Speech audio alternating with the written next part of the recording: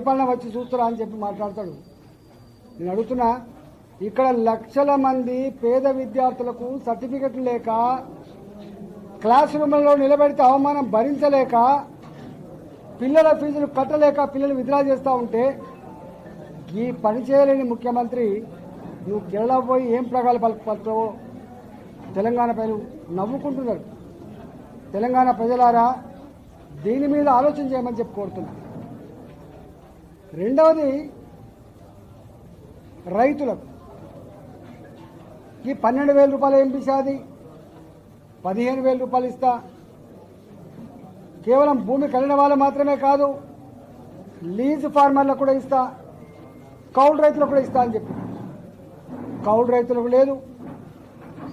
ఈ ఉన్న ఫార్మర్లకు కూడా ఎప్పుడో బుద్ధి పుట్టినప్పుడు ఇచ్చి నిన్న ఆయన ఆర్భాటం చేసి ఇచ్చిన డబ్బు, ఎంత భూమి ఉన్నా 1 ఎకరానికి మాత్రమే డబ్బులు ఇచ్చినట్టుగా రైతులు చెప్తా ఉన్నారు. ఊళ్ళలో అనుకునే మాట ఏంటంటే, ఏం చేస్తాం బిడ్డ, కొండ నాలుకకు మందేస్తే ఉన్న నాలుకకు పోయినట్టుగా రేవంత్ రెడ్డికి అధికారం కట్టబెట్టిన పాపానికి ఇలా మా రైతు బంధు రాకుండా పోయిందంటున్నారు. కళ్యాణ లక్ష్మి చెక్కులు టైంకు రావు. కళ్యాణ లక్ష్మి గింతేనా, 1,00,000 రూపాయలు బిషాది ఎంత, తులం బంగారం ఇస్తా అని చెప్పిండు. బంగారం దేవుడు ఎరుగు, 1,00,000 రూపాయల కళ్యాణ లక్ష్మి చెక్ కూడా టైంకు రావట్లేదు. ఇవాళ ఎంత దారుణం అంటే ఈ విషయాలు అసెంబ్లీలో చర్చకు రావు. ఏమైనా వ్యక్తిగతమైంది. వీళ్ళు లేచిన పడగానే మంత్రులంతా లేచిన పడి మాట్లాడుతూ ఉంటారు. మళ్ళీ మంత్రులు మాట్లాడే వీళ్ళు మాట్లాడుతుంటారు. కూడబలుక్కున్నట్టుగానే ఏ చట్ట సభల మీద అయితే ప్రజలకు గొప్ప విశ్వాసం ఉంటుందో, సమస్యల పరిష్కార వేదికలుగా భావిస్తారో, అదొక ప్రజాస్వామికమైన పవిత్ర దేవాలయాలుగా భావిస్తారో, అలాంటి సభల మీద ఇవాళ విశ్వాసం కోల్పోయిన ప్రజలు. ఇక మన గురించి చర్చలు జరగవు, మన సమస్యల గురించి వీళ్ళు పట్టించుకోరు. గింతే సైలెంట్ అయిపోయిన ప్రజలు. ఎక్కడి దాకా పోతారు? తొండ పరుగు ఎన్నుడి దాకా అన్నట్టుగా పోతే గీతే 2028 నవంబర్ వరకే కదా అధికారం కట్టబెట్టిందని చెప్పి ఇలా గురుక్కుంటా ఉన్నారు. నేను ఒకటే ఆనాడు రేవంత్ రెడ్డి చెప్పిన మాట ఏంటంటే, రైతు బంధు, ఆరోగ్యశ్రీ, ఫీ రియంబర్స్మెంటు, విద్యానిధి పథకం, యో పాలసీ, ప్రతి తెలంగాణ ఆడబిడ్డకు 2,500 రూపాయల మహిళలకు అకౌంట్లలో పెన్షన్ లాగా ఇస్తా అనేది కానీ, 2,000 రూపాయల పెన్షన్ ఏం పిషాది 4,000 ఇస్తా అనేది కానీ, 4,000 పిషాది ఎంత 6,000 ఇస్తా అనేది కానీ, నాలాంటి వాడు మాట్లాడి అన్నాడు. ఎట్లా సాధ్యమవుతుంది రేవంత్ రెడ్డి గారు, సాధ్యమైద్దా అని చెప్పి. ఆయన అన్న మాట ఏంటంటే, హైదరాబాదులో ఒక పీస్ ల్యాండ్ అమ్మితే, గింతంత ల్యాండ్ అమ్మితే 40,000 కోట్లు వస్తాయి, 50,000 కోట్లు వస్తాయి. హైదరాబాద్ ఇంత రిచెస్ట్ ల్యాండ్స్ ఉన్నాయని చెప్పి అసలు మొదట్లో కొన్ని భూములు అమ్ముకున్నారు. కానీ కొత్త పథకం ఏం తెచ్చిందంటే, అలాంటి డిస్ప్యూటెడ్ ల్యాండ్స్, అలాంటి లక్షల కోట్ల విలువైన డిస్ప్యూటెడ్ ల్యాండ్స్, ఆ ల్యాండ్స్ని కోర్టులలో ఉంటే కాంప్రమైజ్ అయిపోవడం, గతంలో కోర్టులను మేనేజ్ చేసి ఆర్డర్లు తెచ్చుకుంటే ఆపకుండా వాళ్ళకు రైట్ రాయల్గా ఇచ్చేయడం. అంటే a piece of land, a Hyderabad land అమ్మితే ఫీ రియంబర్స్మెంట్ కడతా అన్నావో, రైతు బంధు ఇస్తా అని చెప్పినవో, కళ్యాణ లక్ష్మి చెక్కులు ఇస్తా అని చెప్పినవో, ఆ భూములు కూడా రియల్ ఎస్టేట్ వ్యాపారులు, భూకామాంధులు ఇవాళ ప్రభుత్వంతో కుమ్ముక్కైపోయి వేల కోట్ల రూపాయల భూములు కబ్జా పాలైపోతున్నాయి, అమ్ముకుంటా ఉన్నారు. నా పార్లమెంట్ పరిధిలో చాలాసార్లు చెప్పినాను, ఇండియన్ గల్ఫ్ ఆయిల్ భూములు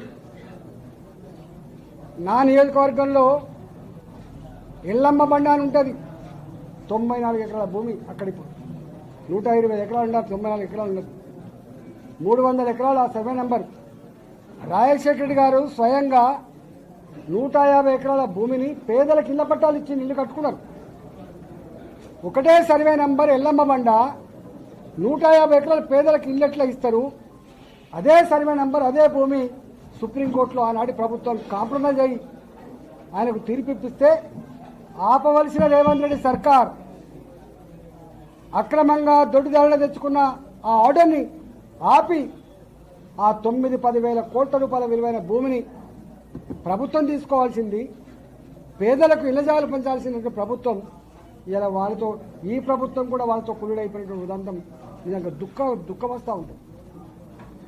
ఒకప్పుడు నాయకులు అంటే మా రాజేశ్వరరావు గారు ఉన్నారు, మా శోభా ముందు ఇక్కడ మా వన్నాలు శ్రీరాములు గారు ఉన్నారు, మా నాయక్ సాబ్ ఉన్నారు, సీతారాం నాయక్ సాబ్. ఇవాళ రాజకీయాలలో ఉండి భూములు అమ్ముకున్న వాళ్ళు ఒకవైపు ఉన్నారు, పెట్రోల్ డీజిల్కి పైసలు లేక తల్లాడే వాళ్ళు కొంతమంది ఉన్నారు.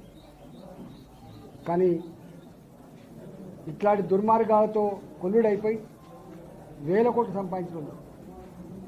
ఇక్కడ సంపాదించిన డబ్బులన్నీ ఇగో ఇప్పుడు కేరళ ఎన్నికలకు పట్టుకపోతారు.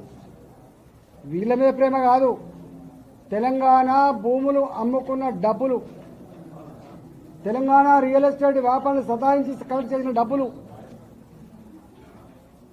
కాంట్రాక్ట్లు ఇచ్చి సంపాదించిన డబ్బులు ఇవన్నీ రేపు బెంగాల్ ఎన్నికలకు పోతాయి, కేరళ ఎన్నికలకు పోతాయి, తమిళనాడు ఎన్నికలకు పోతాయి. చివరికి ఈ ప్రాంతంలో ఉన్న ప్రజలు పేదరికంలో మగ్గిపోతున్నారు. ఈ రాష్ట్రంలో ఉన్న వారికి పేదవానికి ఉండే భూమి రాదు, ఈ రాష్ట్రంలో చదువుకునే పిల్లగాని ఫీ రియంబర్స్మెంట్ రాదు, ఈ రాష్ట్రంలో ట్రీట్మెంట్ పొందుతున్న పేషెంట్కు పైసలు రావు, రోగికి పైసలు రావు. కానీ ఒక గిరి జరుగుతుంది. ఇవాళ సంపద అంతా కూడా తరలిపోతూ ఉంది. ప్రజలు దీని మీద ఆలోచన చేయమని చెప్పి కోరుతా ఉన్నా. మీరు నిశ్చేష్టలే ఉండకండి. భారతీయ జనతా పార్టీ తప్పకుండా మీకు అండగా ఉంటుంది ఇలాంటి ఇష్యూస్ మీద రాబోయే కాలంలో.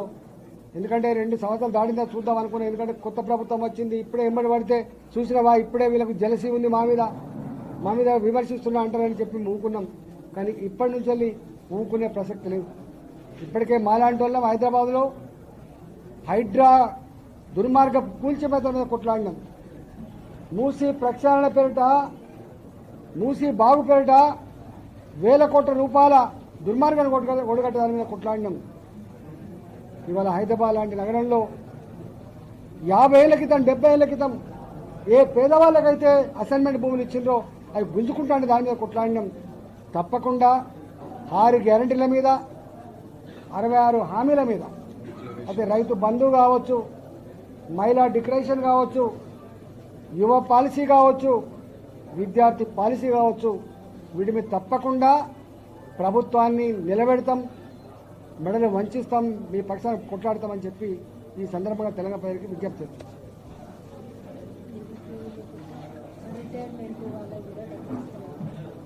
రిటైర్మెంట్ అయిన వాళ్ళు మనం ధర్నా పెట్టినాం, వాళ్ళు దాచుకున్న డబ్బులు అవి.